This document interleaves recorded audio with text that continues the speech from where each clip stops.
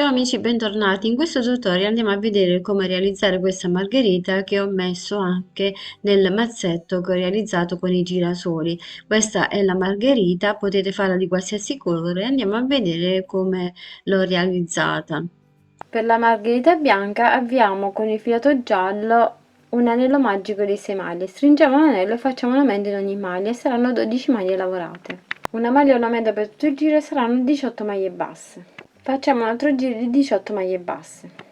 Stacchiamo con il filato giallo e prendiamo il filato bianco e facciamo una catenella di 7 maglie con il filato bianco. Poi andiamo a fare una maglia bassa nella prima maglia, poi facciamo una mezza maglia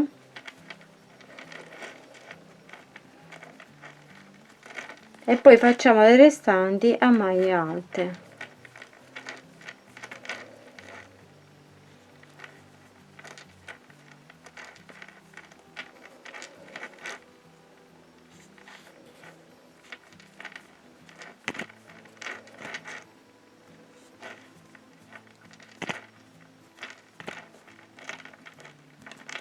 Andremo nella maglia di base e andiamo a fare una maglia bassissima e le entriamo in costa dietro.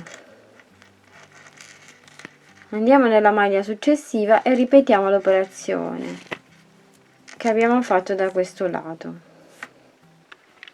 Ora dobbiamo andare a completare la parte del petalo, lì dove abbiamo fatto la catenella dobbiamo andare a ripetere a specchio quello che abbiamo fatto da questo lato e andiamo a lavorare 4 maglie alte nelle prime 4 maglie e poi una mezza maglia e una maglia bassa e poi scendiamo con delle maglie bassissime lungo il laterale del petalo.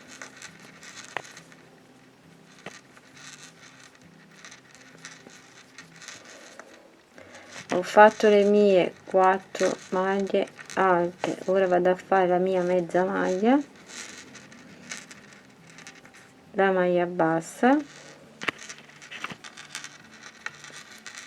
e ora scendo con delle maglie bassissime, vado ad aggiungere la base e vado a proseguire così per tutti i petali della margherita e poi andremo a fare la parte di dietro. Terminati i petali possiamo andare a realizzare la parte di dietro della margherita e all'interno andremo a mettere un po' di ovatta sintetica. Per la parte di dietro della margherita abbiamo un anello magico di 6 maglie, stringiamo l'anello e facciamo un aumento in ogni maglia e saranno 12 maglie lavorate. Una maglia ornamento per tutto il giro e saranno 18 maglie basse. Possiamo poi staccare il filo e poi andremo a mettere un po' di ovatta sintetica all'interno della corolla e andiamo a cucire maglia per maglia cercando di non prendere la parte esterna e andiamo a cucire bene tutto intorno. Prendiamo le maglie in questo modo e andiamo a cucire senza prendere ovviamente la parte esterna e utilizzando sempre un bastoncino da spiedino andiamo a riempire questo bastoncino con il filato, andiamo a fare un giro tutto intorno fino a riempire tutto e poi andremo ad inserire al fiore. Possiamo inserirlo sia in questo modo qui che piegandolo così internamente come più ci piace.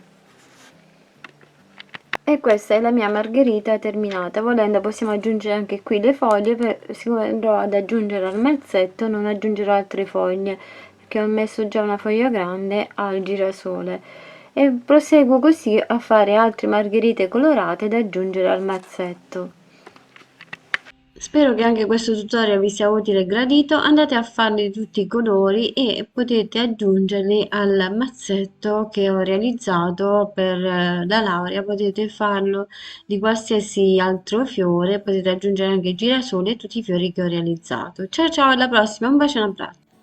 Grazie a tutti voi amici di Creiamo Annalisa per il vostro sostegno ed affetto, grazie per ogni commento, condivisione e contributo alla crescita di questo canale. Continuate a seguirmi perché il viaggio continua. Con gratitudine, Creiamo Annalisa. Un bacio e un abbraccio.